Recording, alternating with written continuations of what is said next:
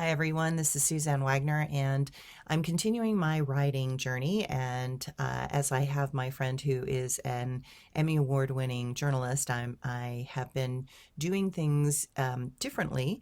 And this has worked out really, really well, actually, to have somebody who really knows how to create a story and how to work a story. And so, what we've done is we've put all the chapters together so we understand the storylines and we know all the threads of the storylines. And now we've gone back to the beginning and we are reworking and adding things in to create more depth or more interest in those storylines. So this is one of those particular moments. It is sort of an addendum to chapter 2, which would probably be at the beginning of chapter 2. We're kind of fiddling with it at the moment.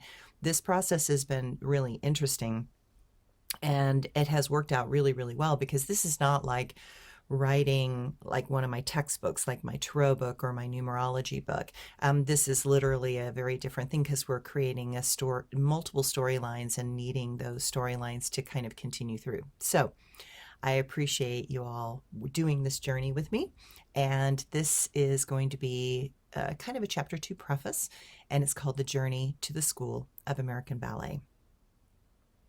I began my ballet school journey in earnest from the Etgen-Atkinson School of Ballet in Richardson, Texas. I loved ballet, and this school had a performing company associated with it.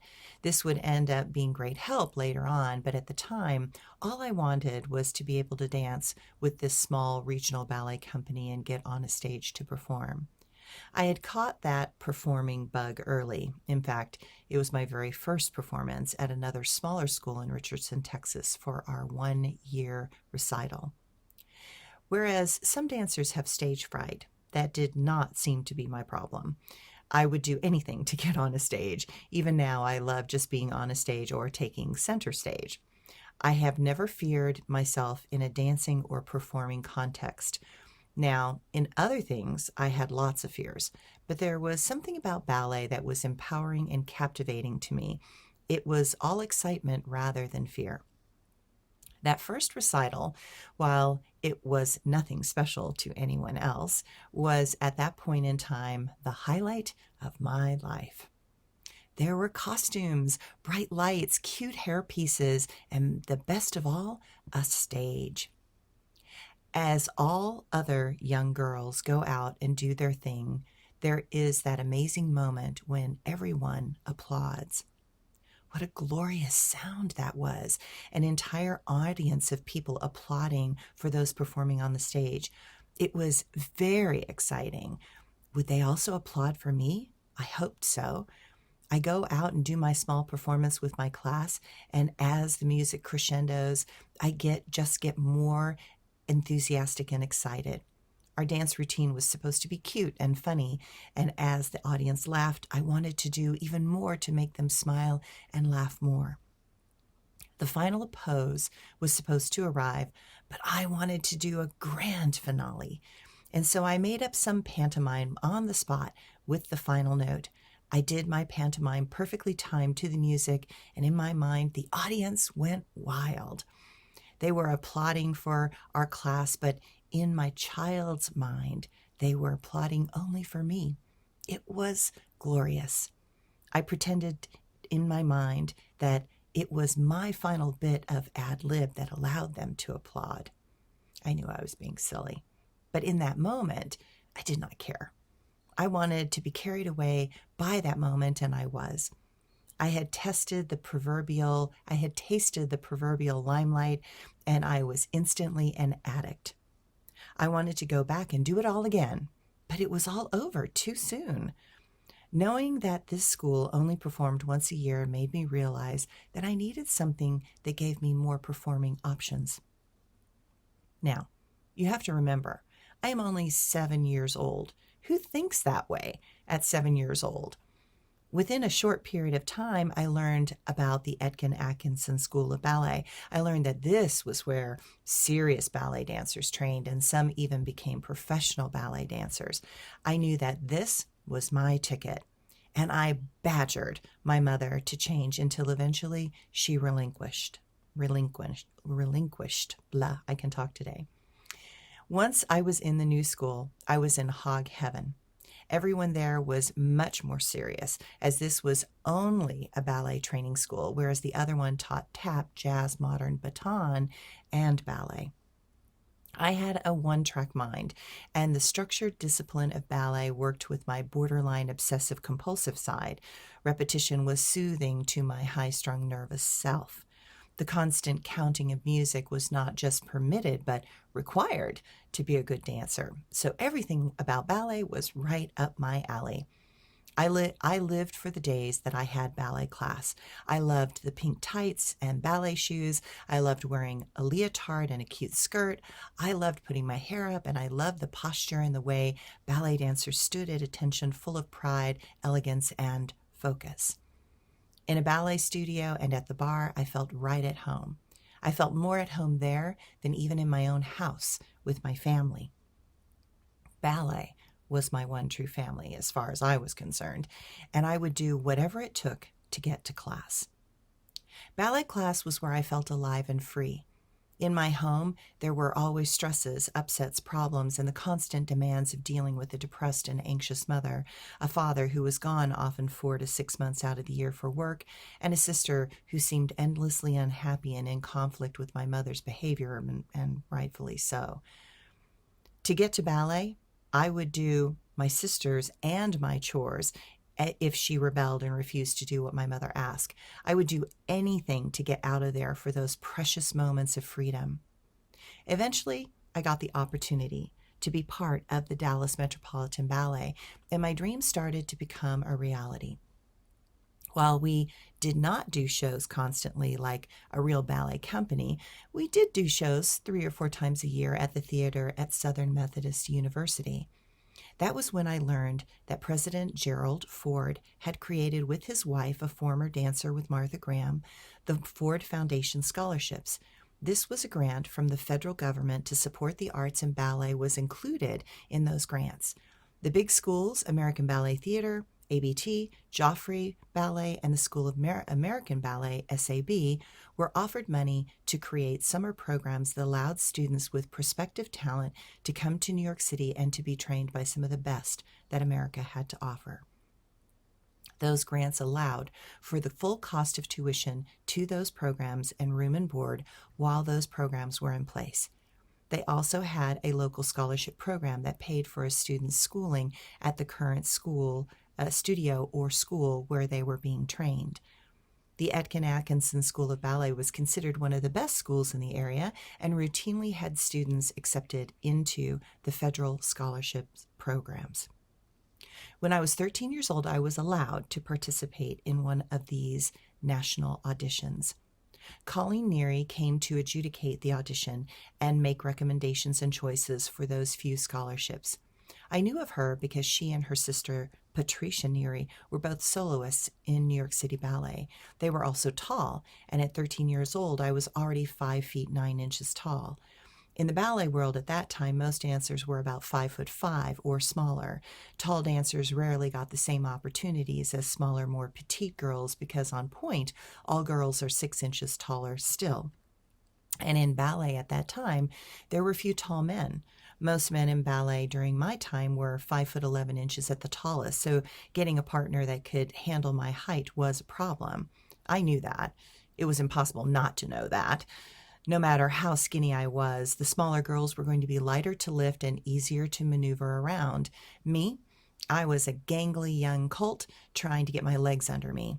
I felt all over the place, but I had legs for days and the flexibility and turnout to allow me to dream the impossibility of being a professional ballet dancer. I am excited to get to the audition and wow them. I dreamed that Colleen would see some of herself in me and take pity or even a closer look at me, and that might give me an advantage the day before the audition. I am a bundle of enthusiasm and excitement. That was enough to set my older sister off, and she became jealous of my potential opportunity to be even more special than I already was. And that was going to be too much for her to handle. In a moment of spite, her green-eyed monster came out, and she literally picked me up and threw me down the stairs of our house. As she was 2.5 years older than me and she was much bigger than I, it was an easy thing to do. The end result was that I injured my foot and it swelled up twice the size of the other. It hurt to do anything on it. I was bruised and battered, but totally pissed off. Incredulous, I wondered what possessed her to do such a thing, knowing that this moment mattered more to me than anything. I am sure that was the point exactly. She did not want me to have that moment. She wanted to sabotage it, and in her mind, she succeeded. But even at 13 years old, I have a part of myself that was never going to let a bully win, even if that bully was my own sister that I deeply loved. So, the next morning I got up, I did my hair, and I got dressed for the audition. I got there and my foot was so swollen that I can barely put a point shoe on. I am in pain and obviously hobbled by my current situation. Colleen Neary is so very kind, and she comes over and says sweetly, "Why don't you take those point shoes off and allow your foot to rest?" To which I replied angrily, "No, thank you."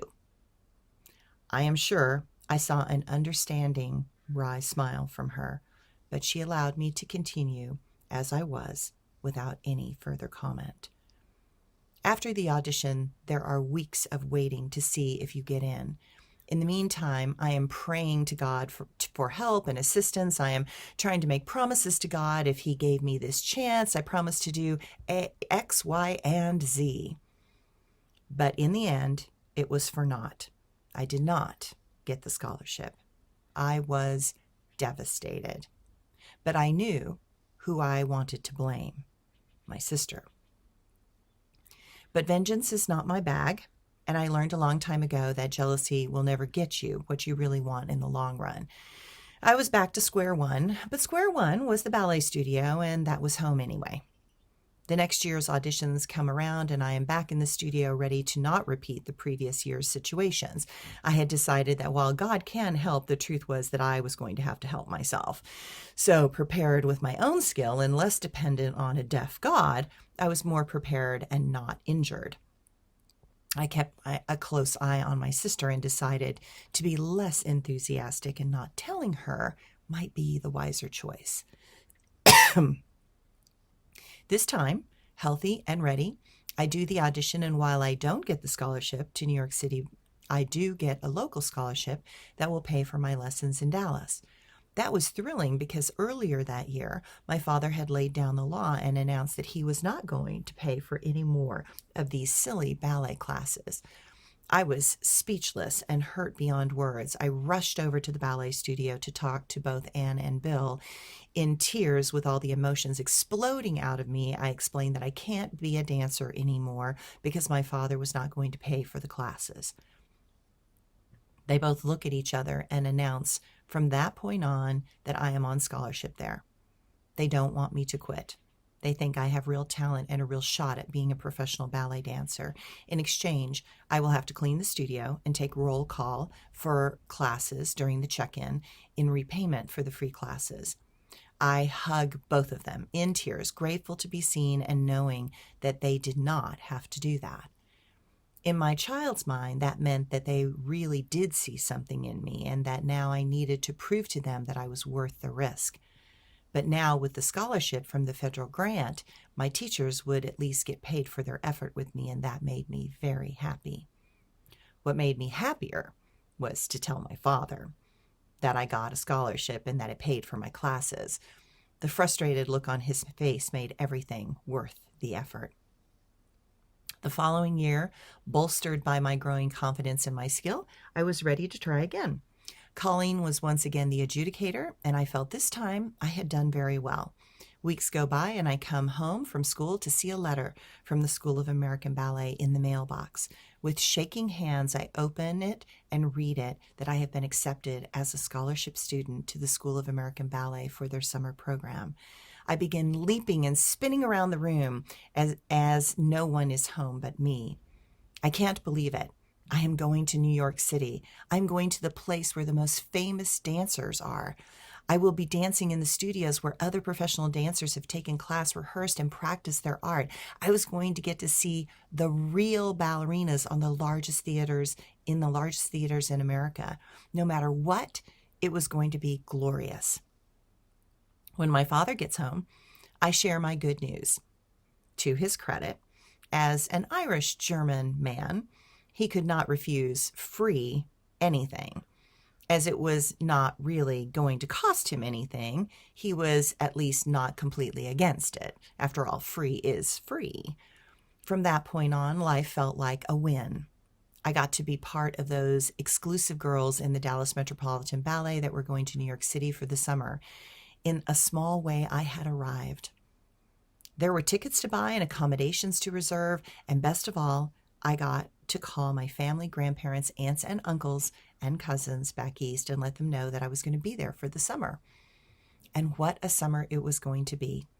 It was 1776. The bicentennial in New York City promised to be the event of the summer, complete with tall ships and fireworks.